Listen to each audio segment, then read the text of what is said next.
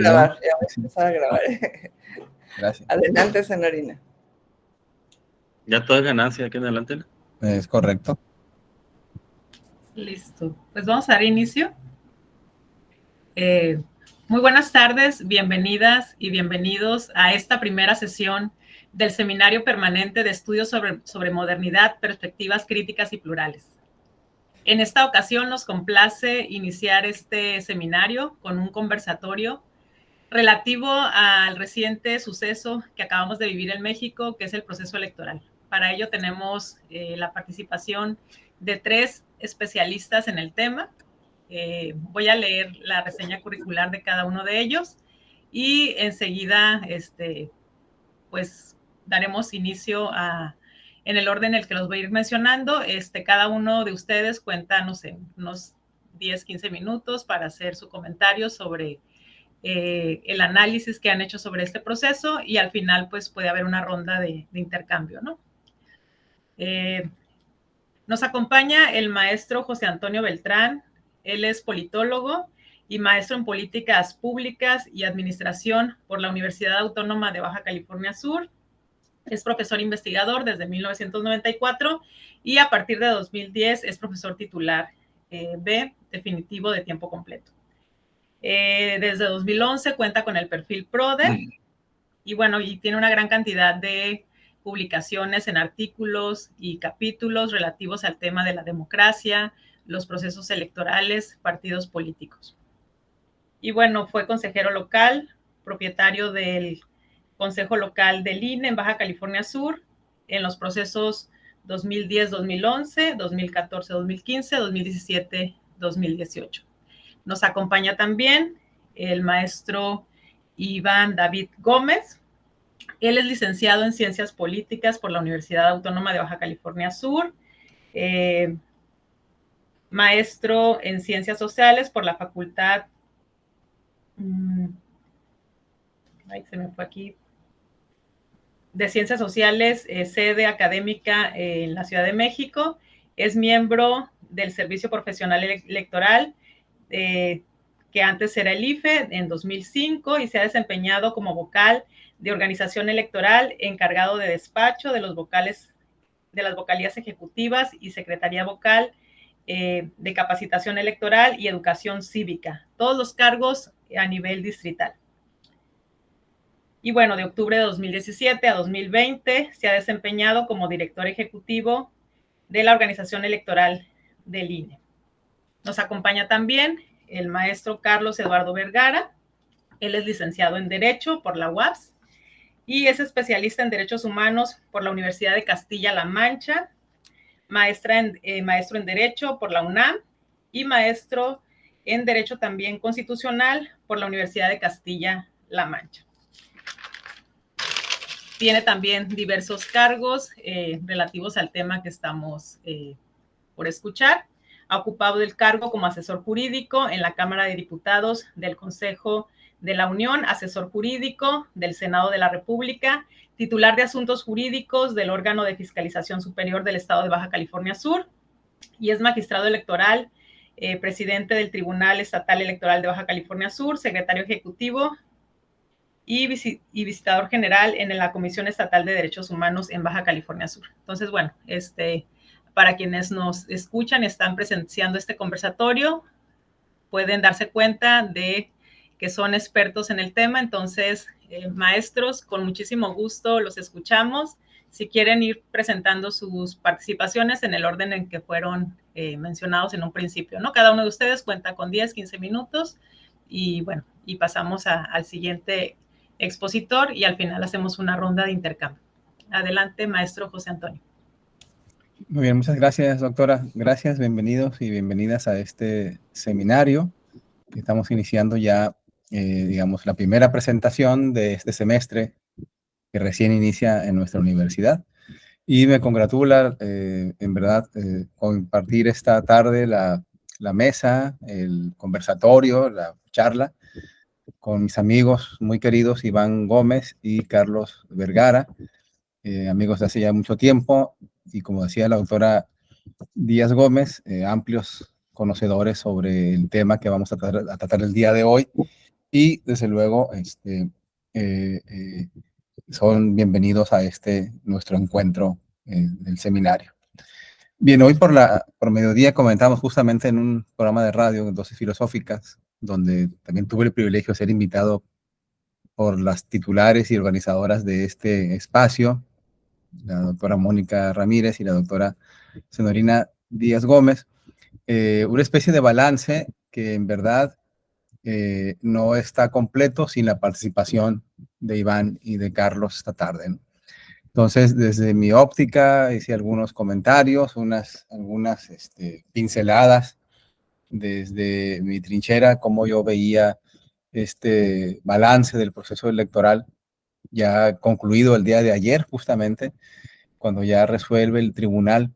Si me equivoco, corríjame usted, maestro Carlos Vergara, el día de ayer ya resuelve en definitiva el Tribunal Electoral del Poder Judicial de la Federación en su sala superior la distribución por diputaciones plurinominales y senadurías plurinominales ya para esta legislatura que inicia el día 1 de septiembre.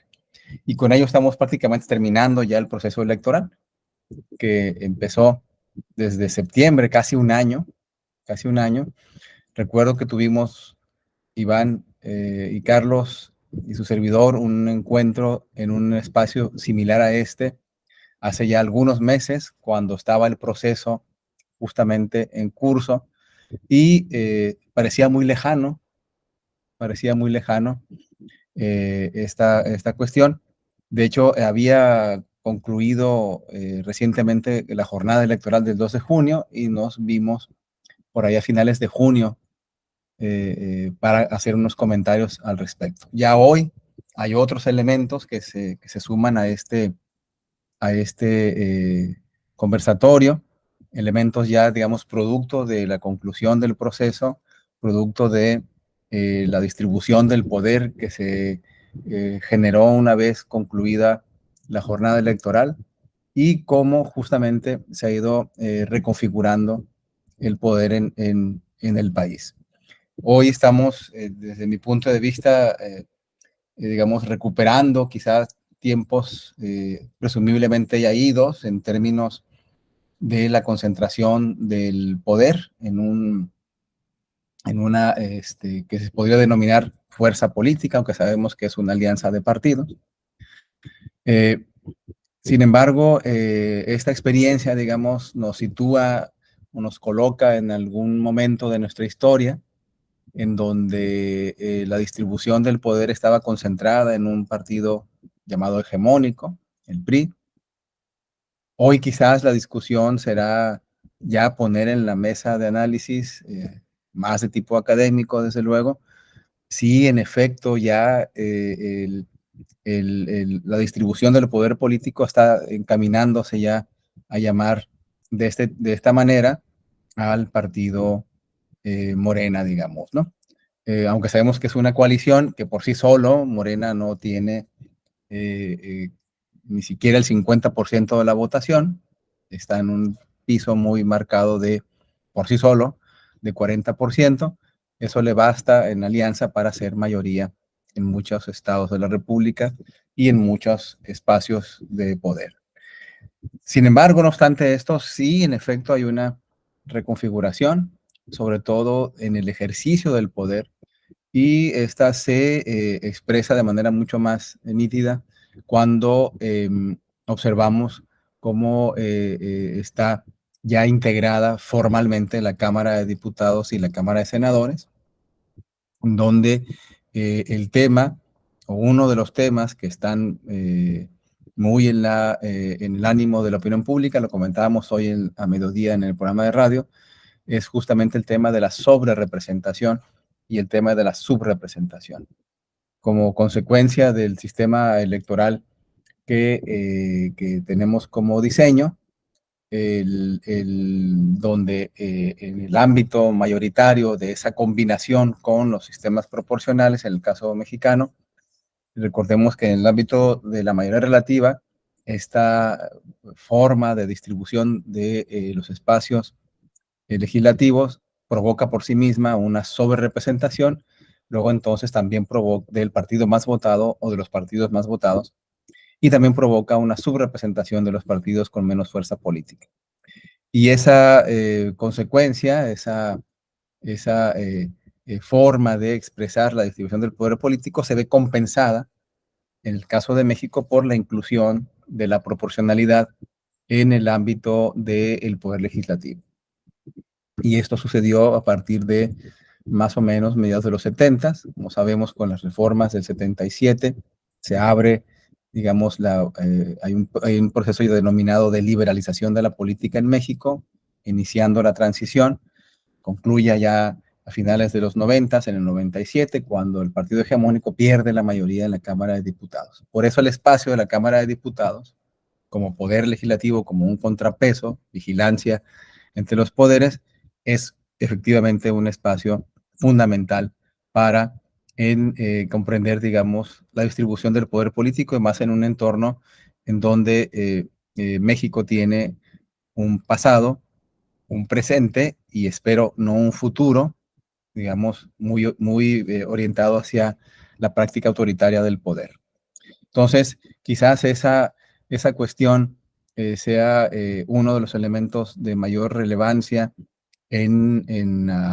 digamos, como balance inicial, digamos, primario, pero también tiene relevancia con otros temas que están justamente dentro del contexto y tiene que ver también cómo quedó distribuido el poder una vez que se llevaron a cabo las elecciones para elegir a más de 20,000 cargos públicos. Ya sabemos nosotros, se sabe, es una cuestión, digamos, de enfoque. Esta elección fue la más grande y la más compleja de la historia de México, y quizás la que sigue va a ser igual, la que sigue va a ser igual, la que sigue va a ser igual. Ya el maestro Iván Gómez cada 3 años padece, digamos, esta magnitud del tamaño de las elecciones por el encargo que él tiene, desde luego, en la parte organizativa de la elección en Baja California Sur, donde tuvo que asegurarse que estuvieran montadas más de 1,000 casillas en esta ocasión, 1,120, si no me equivoco, por ese espacio. Entonces, a nivel doméstico elegimos 79 diferentes cargos, entre alcaldías, diputaciones locales y regidurías en Baja California Sur. Somos el estado que elige menos cargos públicos en todo el país, con un listado nominal que supera apenas los 615,000 electores, más o menos. Es la referencia con la que se cuenta.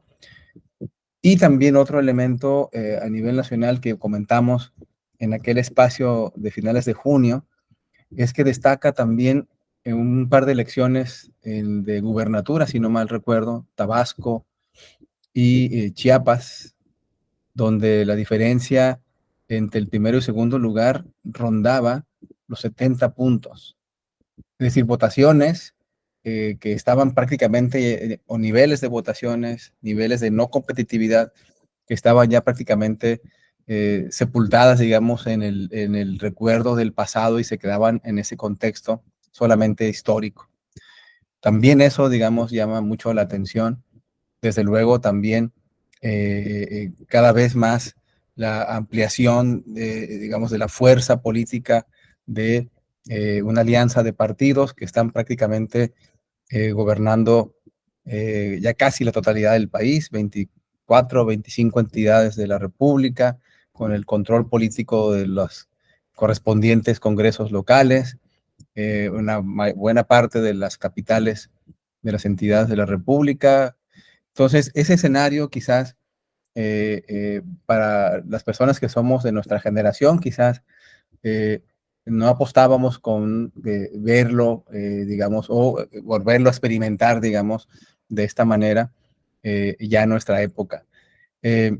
Desde luego, este contexto se potencia y tiene otras dimensiones cuando en el ambiente también están otros temas muy relevantes, como, por ejemplo, la reforma al Poder Judicial, como, por ejemplo, la eventual reforma electoral, que al parecer van a poner una especie de pausa, la información que se tiene hace un par de días. Bien a bien no se sabe si va a continuar con esa proceso legislativo que inició, si recuerdan, por allá del 5 de febrero de este año, cuando se envían más de 20 modificaciones a la Constitución y reformas a las leyes secundarias en diversas materias, y la candidatura de Claudia Sheinbaum hizo suyas esas iniciativas, las respaldó durante su campaña, y por ahora parece ser que la agenda está enfocada fundamentalmente al tema de la reforma judicial, que podría estar consumada en las próximas semanas. Entonces, este especie de microbalance, digamos, desde mi perspectiva, desde luego habrá de enriquecerse con las participaciones de Iván y de Carlos. Yo lo dejaría hasta ahí para cumplir el requisito del tiempo que nos comentaba la doctora Díaz Gómez, y veremos un poco más adelante si hay alguna al respecto. Adelante, gracias. Sí, muchas gracias, maestro José Antonio. Cedemos el uso de la voz al maestro Carlos Iván Gómez. Está bien, ya convertimos un híbrido ahí de... Ay, perdón, sí. No importa, no se preocupe. ¿Es Carlos o es Iván? Sí, pues No, ahí... es que, sí, no, perdón, es que saben que No se preocupe. entró un estudiante ahorita y, o sea, me aparecía en la pantalla el nombre del estudiante. Se llama No Carlos pasa Iván. nada. No, muchas gracias. Sí. Muy buenas tardes a todas No, y todos. perdón, Iván. Sí, no hay problema. Es un gusto, igual que quiero manifestarlo como lo hizo mi amigo Cotoño, estar aquí en esta mesa, en este conversatorio, con buenos amigos, pero sobre todo pues en este espacio que es la UAPS, ¿no? Nuestra alma mater, y que me da mucho gusto poder estar incorporándome de manera pues ya más formal en los trabajos de la propia universidad.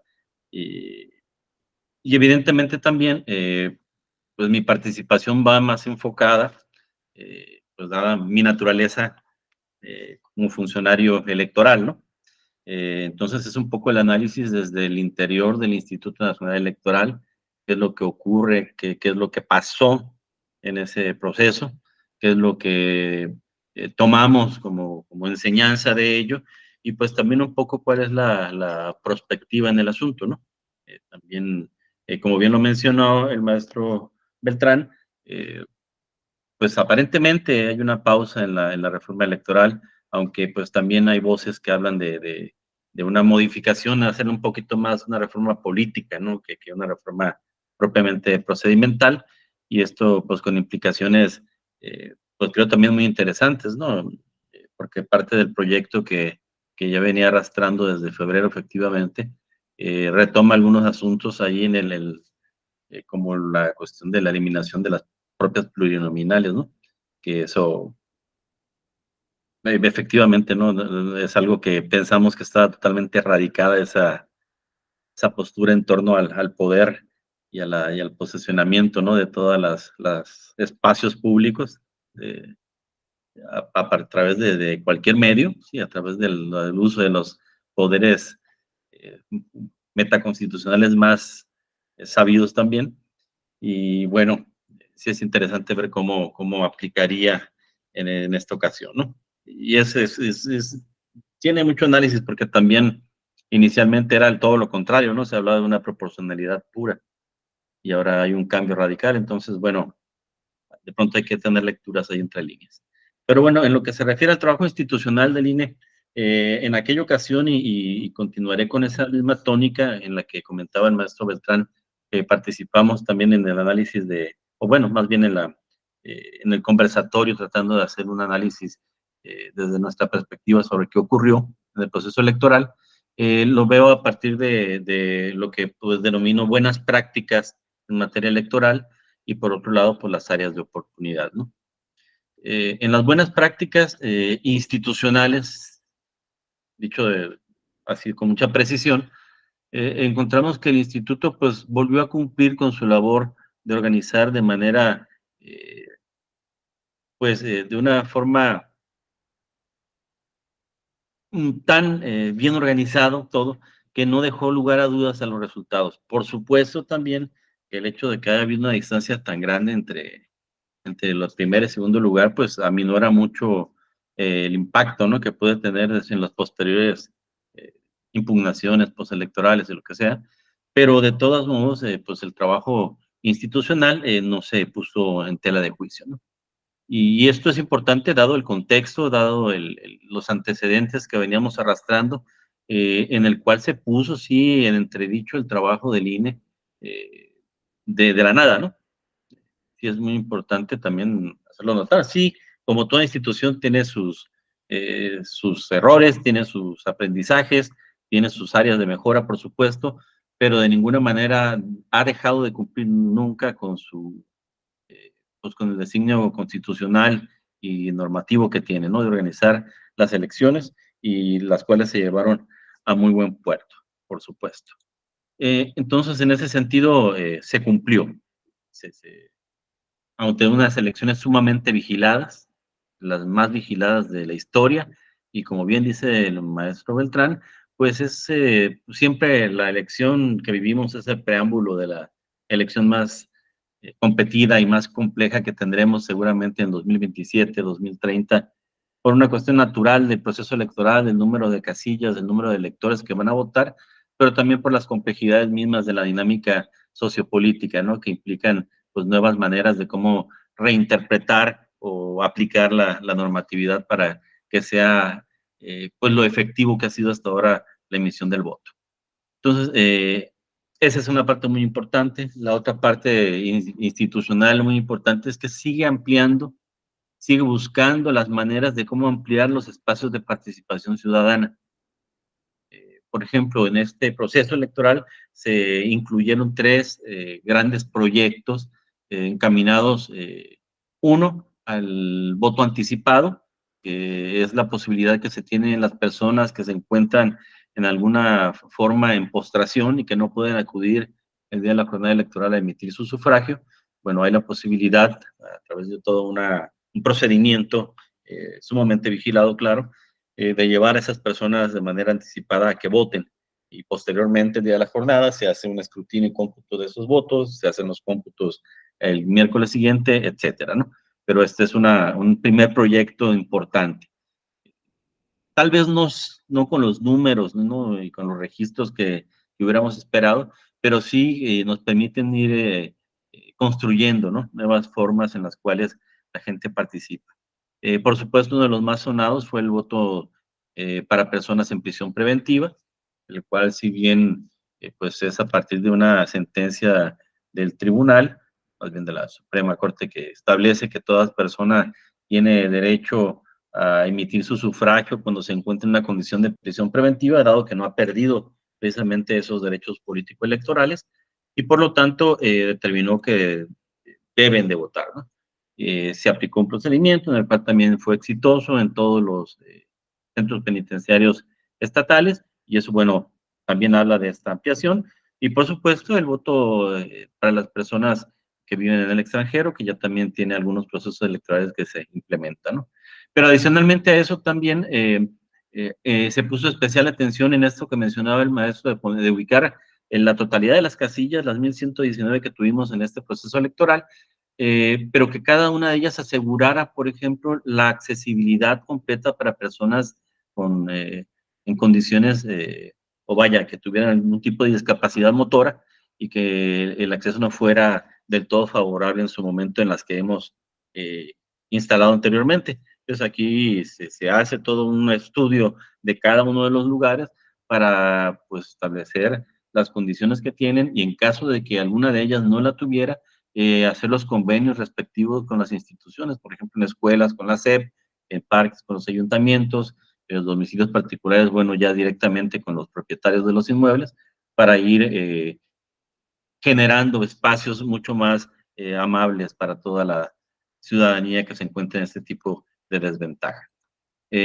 Materiales electorales innovadores, ya conocíamos la plantilla braille para votar, todas las etiquetas braille que se ponen en las urnas, que se ponen en las propias boletas, Tenemos también aditamentos para que vote personas, por ejemplo, de baja estatura, que vienen en silla de ruedas, personas que tienen falta de sus extremidades superiores, es decir, sin brazos. Hay inclusive un aditamento que se puede poner para que en el muñón pueda colocarse y entonces pueda emitir su sufragio con una X, ¿no? Es decir, ha habido una ampliación importante y esto, por supuesto, que la idea es, estimular lo más importante que necesita la democracia, que es la participación ciudadana.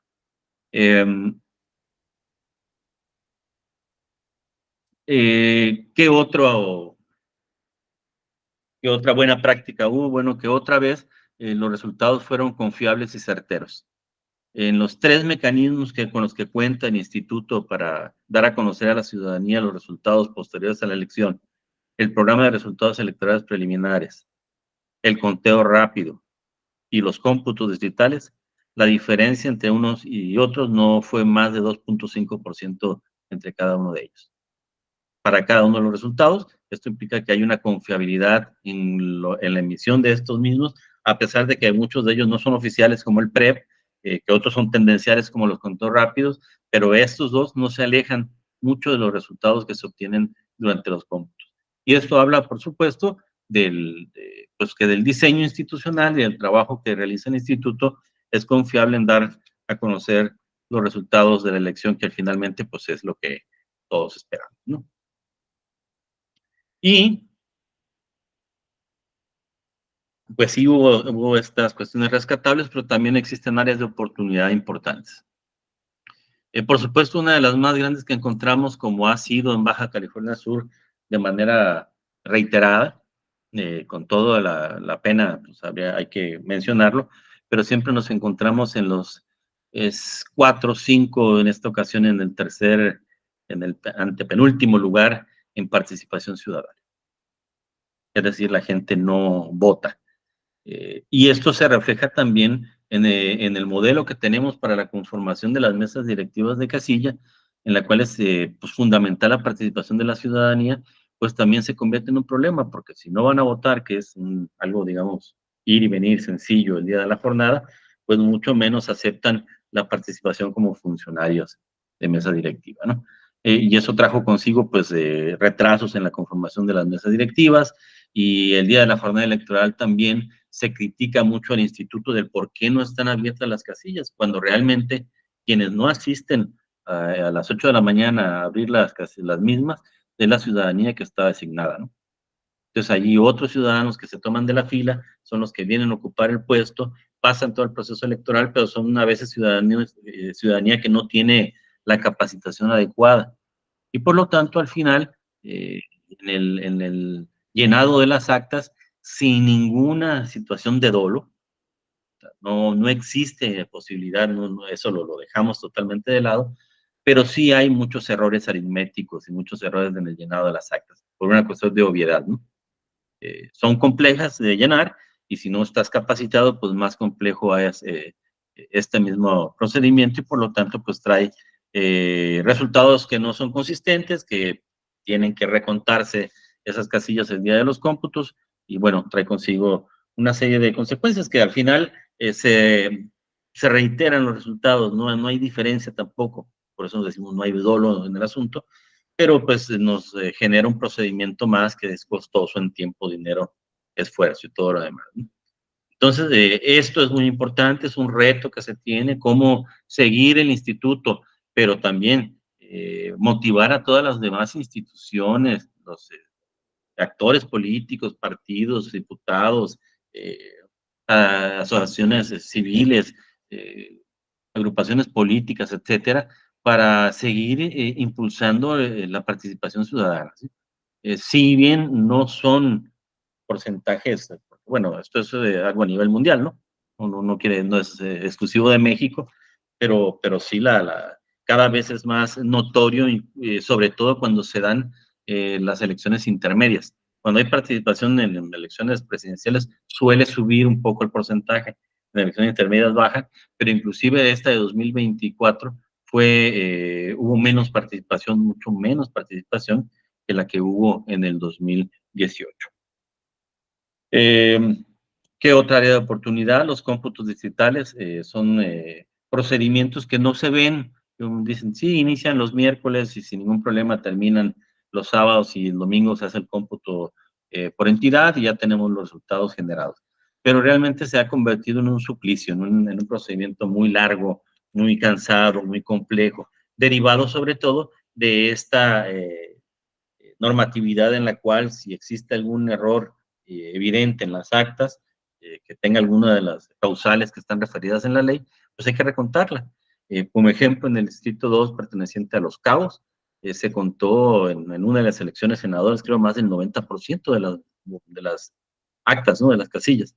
Entonces, realmente, pues ya no, pues, ¿para qué ponemos casillas, no? ¿Para qué ponemos funcionarios? Mejor que lleven directamente el voto a los distritos y ahí los estamos contando directamente, ¿no? Y bueno, no es ramplona la explicación, pero sí implica analizar el modelo procedimental sobre la conformación de mesas directivas, sobre las casillas mismas, considerando que México es uno de los pocos países que todavía conserva este modelo de casillas y que tiene como objetivo acercar la misma lo más que pueda a la ciudadanía. O sea, aún con eso todavía tiene esa problemática. Cuando en otros países se establecen centros de votación, te ponen, vamos a poner centro de votación aquí, yo vivo en Camino, la hermana República de Camino Real, va a estar en la UAPS, el centro de votación. ¿Quieres ir a votar? Pues ve a la UAPS. No esperes que te ponga aquí en tu escuela tu casilla, ¿no? Y esto, bueno, obliga y sí genera, creo, tal vez una responsabilidad cívica mucho más grande, además de que pues aminora el impacto presupuestal de poner en todos los sitios casillas. Ya para terminar rápido también, obviamente pues no puedo dejar de lado la reflexión acerca de la representatividad política y lo que ha implicado, ¿no? Esta determinación primero del Instituto Nacional Electoral y avalado por el Tribunal Electoral, de hacer una distribución de los curules plurinominales en los que evidentemente, más bien se han evidenciado las fallas propias que el sistema ya lo venía arrastrando y que no había sido tan latente o tan evidente eso porque nunca había habido una diferencia tan grande. O sea, no se había visto un escenario de este tipo y por lo tanto la aplicación de la ley se conservó con esas, pues con esa anomia que tiene de premiar a la mayoría en lugar de premiar a la representación como tal, ¿no? Digamos, ese es el problema central del sistema y que pues provoca este tipo de cosas. Cuando un partido, en este caso como una coalición, acapara prácticamente el 80% de los triunfos de manera uninominal, pues su recompensa es recibir más todavía, ¿no? Y entonces, para lo que se supone que es diseñado el sistema mixto, que es para compensar, se convierte, pues, a su vez en el verdugo mismo, ¿no? Y esto, evidentemente, tendría que replantearse, aunque, pues, la proyección y la perspectiva no es muy halagüeña en ese sentido, porque, bueno, al final, pues, ¿quién va a querer soltar el poder, no? ¿Quién va a querer hacerlo? Entonces, ante las circunstancias mayoritarias, pues, difícilmente se ve que pueda existir o moverle un poquito al asunto. Yo lo dejaría hasta ahí, agradeciendo el espacio. Muchas gracias, maestro Iván Gómez. Cedemos la palabra al maestro Carlos Eduardo Vergara. Adelante. Muchas gracias. Bueno, pues es una distinción tener la oportunidad para tomar la palabra en este conversatorio, balance de las elecciones 2024. Agradezco a la doctora Mónica Ramírez Solís y a la doctora Zenorina Guadalupe Díaz Gómez su invitación. Saludo a los panelistas, al maestro José Antonio Beltrán Morales y al maestro Iván David Gómez Cabreras. Agradezco a las personas que se hayan conectado, además de que se está grabando y estará disponible este video para otras personas que lo consultarán. Bueno, pues está por concluir este proceso electoral federal. Diríamos, ya se concluyó con la sesión de la Sala Superior el día de ayer. Se eligió la Presidenta de la República. 128 senadoras y senadores, 500 diputadas y diputados federales. La jornada electoral, bueno, pues se llevó a cabo el 2 de junio, y pues sabemos, Claudia Sheinbaum gana con 35 millones. Aquí hay un dato interesante. Cuando en el año 2000, cuando Vicente Fox ganó la presidencia, ganó con 15 millones. 6 años más, Felipe Calderón gana con 15 millones. Enrique Peña, en el año 2012, 19 millones. Andrés Manuel López Obrador, 30 millones. Y Claudia Sheinbaum, 35 millones 924 mil. Entonces, sí ha ido aumentando el número de votos, pero igual, fíjense que en el año 2000, la totalidad de los que fueron a emitir el voto fueron 35 millones. Y el día de hoy son 58 millones, sumando la votación por Jorge Álvarez Maínez, Xochitl Gálvez y Claudia Sheinbaum. Como decía el maestro Iván, se va ampliando porque la lista nominal va ampliándose. Ahorita hay una lista nominal de más de 98 millones. Y esto nos da de que hay un 61% de participación ciudadana y el otro resto no acudió a votar, 39%. Esto no ha sido la primera vez, sino en todas estas elecciones que comenté del 2000 al 2024, oscila el porcentaje de participación. Entonces, pero más o menos son los mismos porcentajes. ¿Qué vimos? Bueno, pues el 15 de agosto de este año, la Sala Superior entrega la constancia a la presidenta Claudia Sheinbaum, en la cual, para que gobierne del 1 de octubre de este año 2024 al 30 de septiembre del 2030.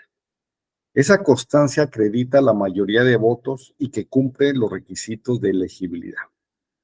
Y el día de ayer, como decía el maestro José Antonio Beltrán, se lleva a cabo una sesión de la Sala Superior donde se confirma el acuerdo del Consejo General del INE, donde se designaron los legisladores de representación proporcional. Estos son los resultados formales. Lo que hay que saber reconocer que en el derecho electoral está inmerso el control del poder, porque la presidencia de la República ejerce parte del poder, porque tiene la facultad de enviar a la Cámara de Diputados el presupuesto de egresos, es decir, en qué se va a gastar, qué hospitales, qué universidades, qué carreteras. Y también el presidente de la República, la presidencia, manda la ley de ingresos, qué van a cobrar, qué tenemos que pagar nosotros.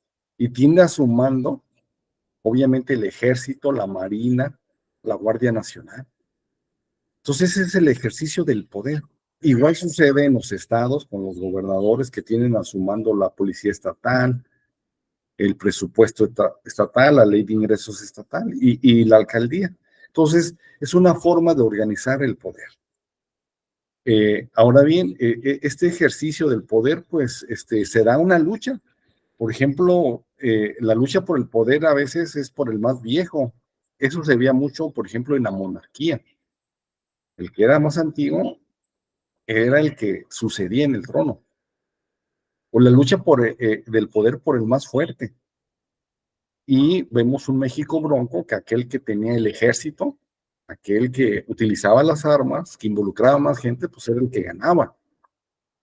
O la lucha del más hábil, que es lo que consideramos que es el día de hoy en México, 2024, que el más hábil es a través de los partidos políticos para que lleguen votos a las urnas que van a ser ingresados en las casillas y que van a ser contados por los funcionarios de casillas.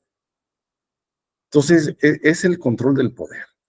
Ahora bien, no hay que olvidar que hay muchas formas. Tal vez México esté iniciando una nueva etapa.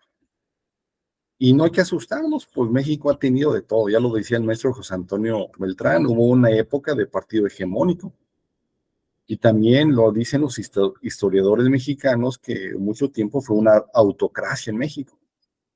Pero decía Aristóteles, fíjense bien, Aristóteles en el año 384 antes de Cristo, es un filósofo griego, tiene un libro sobre la política y ahí clasifica las formas de gobierno de aquel entonces, de hace 2300 años. En aquel entonces él viaja por las polis griegas y observa que algunos tienen una monarquía, otros una aristocracia y otros una democracia. Y entonces quiere Aristóteles ver cuál es la mejor forma de gobernar. Y empieza a observar en su estudio, al final él tenía una escuela, el liceo, académico, filósofo, donde dice, bueno, la monarquía lo gobierna un solo hombre. Si hay justicia y protege a los intereses, es monarquía, pero se puede pervertir, dice Aristóteles, en tiranía, cuando el monarca se enriquece y empobrece a la sociedad. Y en aristocracia sucedía lo mismo también. Decía que la aristocracia era el gobierno de los mejores en cualidades intelectuales y morales. Y si protegía a la comunidad, sus elementos, era una aristocracia, pero también Aristóteles observó en su libro que ese régimen también se podía pervertir, corromper en una oligarquía, que cuando esa aristocracia se repartían cargos para enriquecerse y empobrecer al pueblo. Y cuando estudia la democracia Aristóteles, señala, bueno, es el gobierno que emana de la voluntad mayoritaria de los ciudadanos. Y será democracia si realmente hay justicia y se protege a su población, territorio, a su gobierno. Pero, dice Aristóteles, esta se puede pervertir, se puede corromper en demagogia.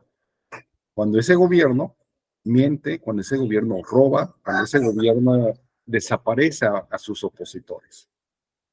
Entonces, esto es relevante, ese estudio de Aristóteles que tiene muchos años y que todos los académicos lo conocemos. ¿Qué tenemos al día de hoy? Bueno, al día de hoy tenemos toda la ciudadanía derechos políticos electorales que tenemos que ejercer. La primera es opinar en las redes sociales. Nosotros subimos un Twitter, una publicación en Facebook y en diferentes redes sociales, YouTube, sobre el desempeño de los gobernantes. Este es nuestro derecho de opinar. Tenemos el derecho a votar, que fue lo que hicimos el 2 de junio, y de ser votado para todos los que fueron candidatos, de asociarse y formar nuevos partidos políticos, de afiliarse a los ya existentes, manifestarse, presentar iniciativas de ley, podemos cambiar este orden jurídico presentando la iniciativa. Aquí en el Congreso de Baja California Sur se puede presentar la iniciativa de ley ciudadana con un solo voto, aquí de carácter local. A nivel federal ya piden un porcentaje mayor. Se puede participar en las consultas populares, inclusive en la revocación de mandato, que debe ser en intermedia.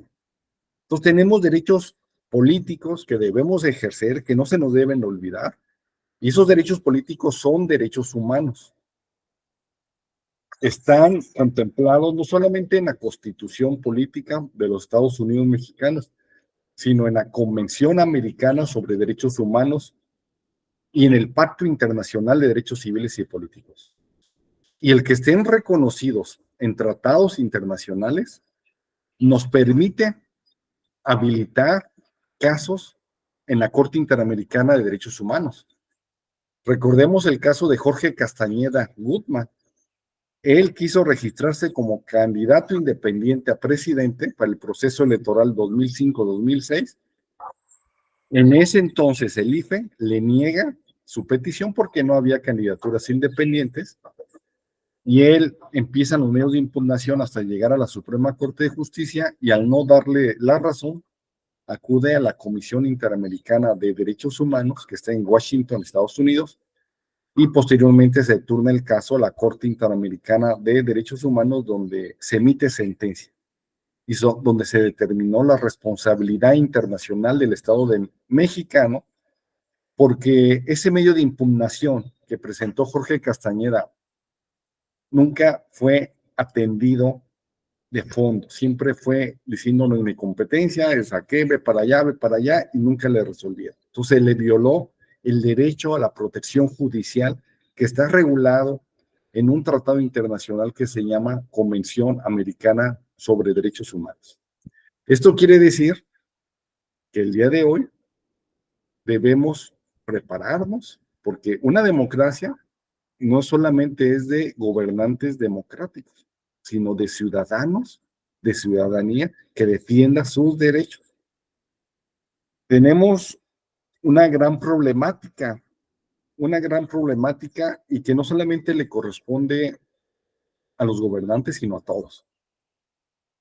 Sabemos que hay violaciones flagrantes de derechos humanos, que hay mucha impunidad, porque no se denuncian los delitos, o cuando se denuncian, el 1%, o sea, de 100 delitos, solamente uno se castiga.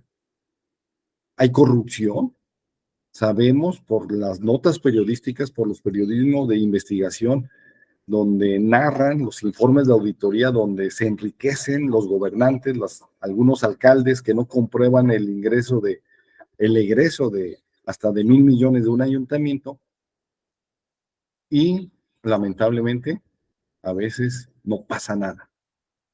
Entonces, tiene que haber una democracia participativa. La democracia representativa se ha debilitado. ¿Cuál es esa democracia representativa? Bueno, pues que el diputado nos representa, que el diputado representa a la población, que el senador representa a la entidad federativa. Eso se ha debilitado, porque al final ellos votan como consideren, en bloque, como les diga su líder, su coordinador parlamentario. Y entonces, ¿dónde está ese diseño institucional que se formó en la Constitución Federal de 1824? Posteriormente se ratifica en 1857 y la de 1917. Entonces requiere una democracia participativa, donde el ciudadano participe. ¿Por qué se ha debilitado? Pues por la violación de derechos humanos, por la violación de los derechos políticos. Observamos el debate, la argumentación de los magistrados electorales, pésima realmente. No está fundado, no está motivado, no corresponde a la realidad. ¿Ahora es culpa solamente de ellos? No, pues yo creo que de muchos. Y esos son supuestamente los magistrados que llegaron por méritos. Esos son los que están ahorita en función. Imagínense después. Y no es cómo llegas. Yo considero que es la forma en que te conduzcas estando en el cargo. ¿Sí? Es la forma en que te conduzcas. Porque ahorita han llegado muchos y realmente una sentencia no es equivalente a justicia. Una sentencia estará pegado a derecho, pero a veces no es justicia. Se vende, se sabe. Y bueno, entonces se requiere el día de hoy una democracia donde el ciudadano se inscriba como candidato independiente, que presente iniciativas ciudadanas, que acuda a la consulta popular, sobre todo la revocación de mandato. O sea, que conozca sus derechos políticos y que los ejerza. Eso es lo que se requiere. Hay que actuar de forma correcta, no igual que ellos. El único que se requiere para gobernar bien, realmente, es que la persona gobernante conquiste primero sus emociones y sus pasiones. Que pongan encima del ejercicio de poder el interés nacional. Estoy hablando de la integridad, de ser ético y coherente entre lo que dice nuestro discurso con lo que hacemos. En que hay derechos humanos establecidos en la Constitución y en tratados internacionales, dentro de ellos están los derechos políticos, que se respeten. O sea, se requiere una ética de un servidor público. No se requiere gente que llegue de cuello blanco y se enriquezca. Se requiere que mande esa ciencia directiva, esa razón. Se requiere un bienestar de la sociedad y el cumplimiento de los objetivos de este Estado mexicano. Bueno, aquí cierro mi intervención deseando los mejores éxitos para este conversatorio en un ambiente universitario de la Universidad Autónoma de Baja California Sur, donde es precisamente en la universidad donde se analizan los problemas reales y desde la academia se presentan opiniones o propuestas de solución.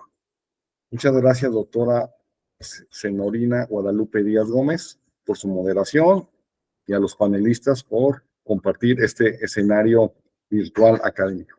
Gracias.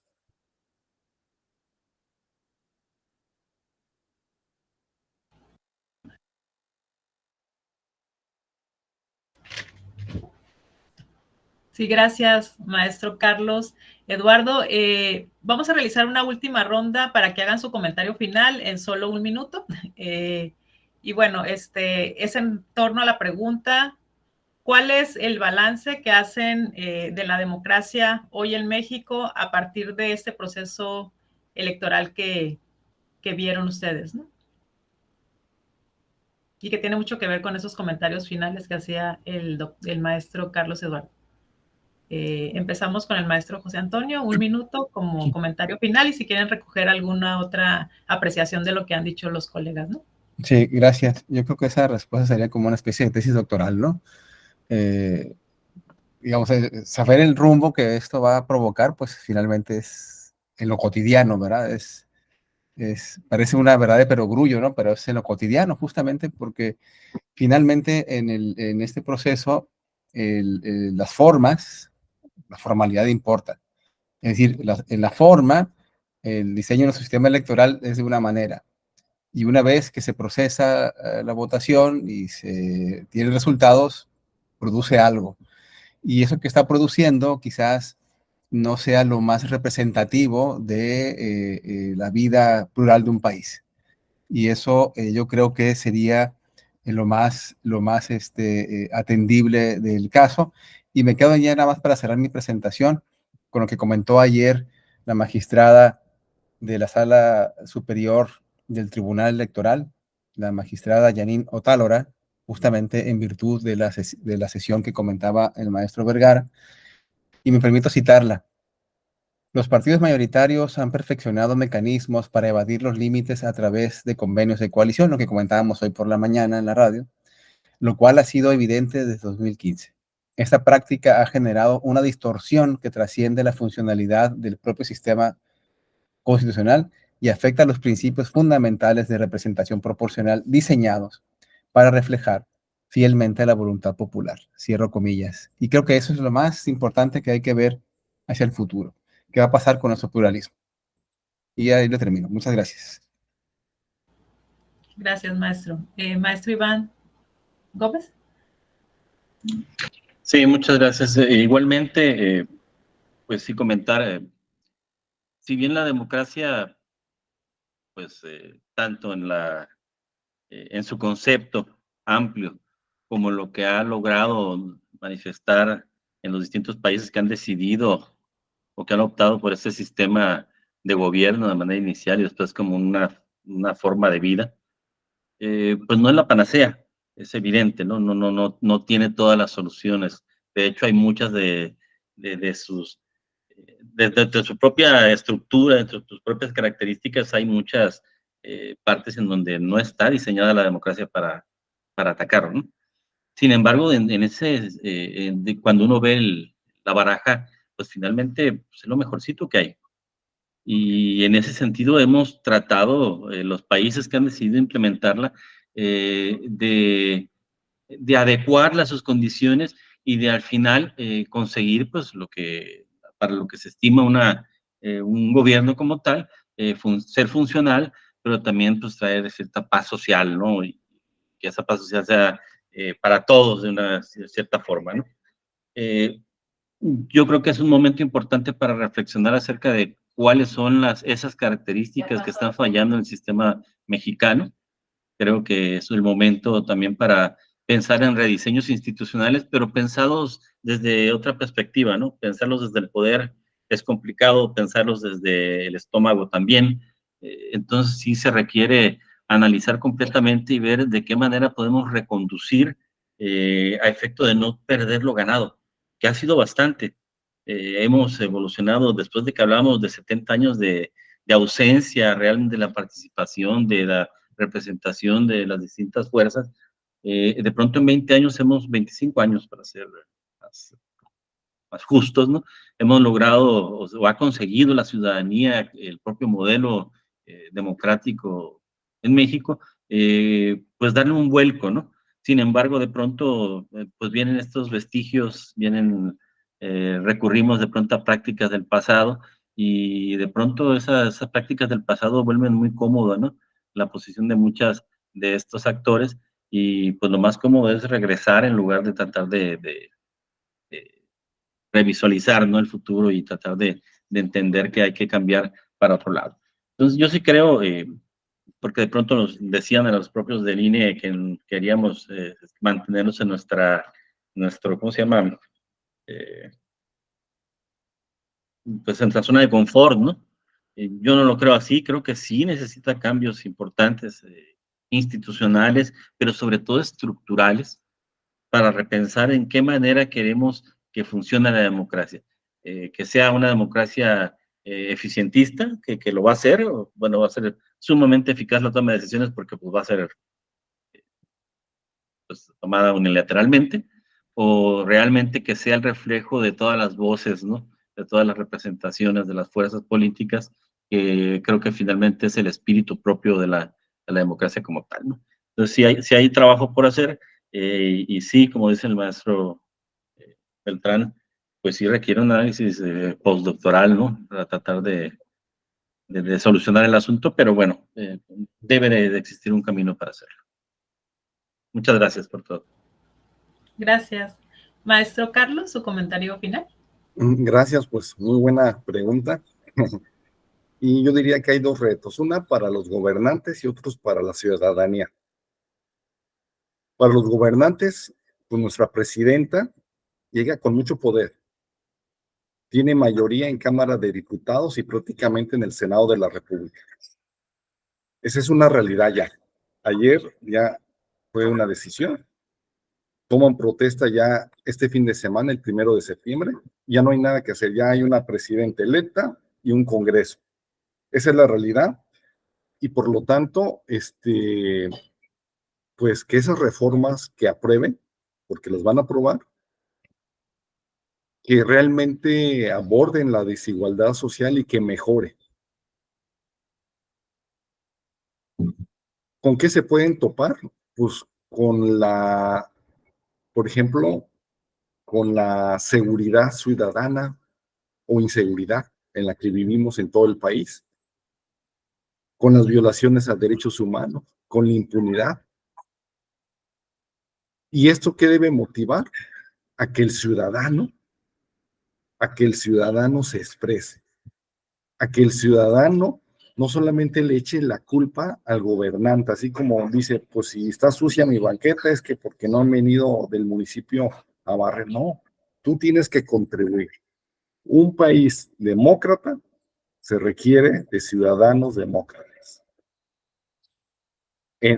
Vemos la historia de Inglaterra, de la Gran Bretaña, fue una lucha contra el poder. Igual debe pasar en México.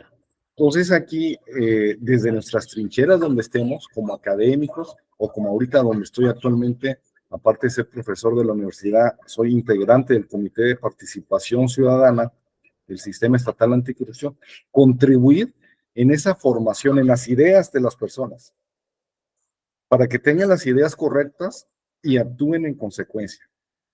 Porque lamentablemente a veces otros, por tener la idea incorrecta y totalmente desapegada a la realidad, actúan en consecuencia y son congruentes con lo que ellos piensan. Por eso es muy importante la lucha de las ideas. Y esas se deben germinar en las universidades y en las instituciones de educación superior, y por eso felicito a la doctora Zenorina y Mónica porque permite con estos conversatorios dialogar sobre temas muy actuales. Gracias. Gracias, maestro Carlos. Pues con eso damos por concluida la participación. Les agradecemos muchísimo los que nos han compartido y bueno, vamos a abrir un espacio para si hay alguna pregunta de los participantes.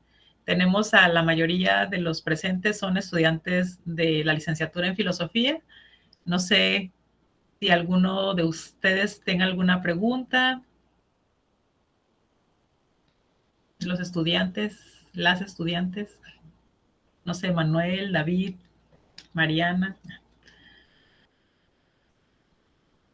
Si tienen alguna pregunta para los panelistas, ustedes que son bien jovencitos, ¿cómo vivieron el proceso Gracias. electoral si fueron a votar?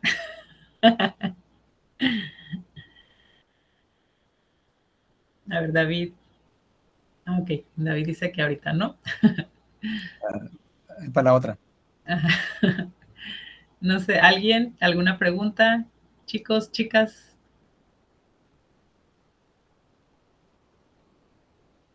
No se animan. Bueno, pues si no hay preguntas, la sesión va a quedar grabada. En unos días más se va a subir a YouTube para que pues la puedan revisar, no sé, los propios panelistas, ¿no? Si luego la quieren distribuir entre sus estudiantes. Y bueno, les agradecemos muchísimo su participación. En verdad fue un honor que inauguraran el seminario de este semestre. Ojalá pronto tengamos la oportunidad de estar en otra plática y bueno, y muy pronto les haremos llegar sus constancias de participación, ¿no? Muchísimas gracias y nos vemos en el siguiente seminario dentro de un mes.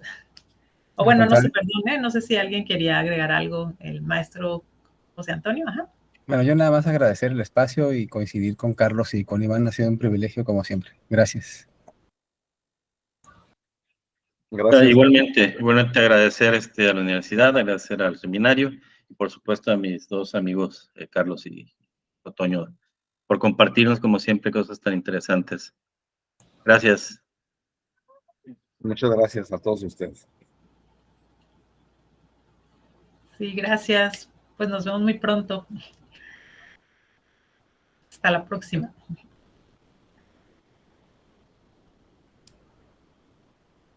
La grabación, doctora.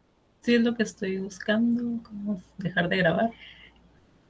Creo que acá también lo puedo. Ah, ya, administrar grabación. Sí. Bueno. ¿Listo? Dice la grabación. Detener aquí.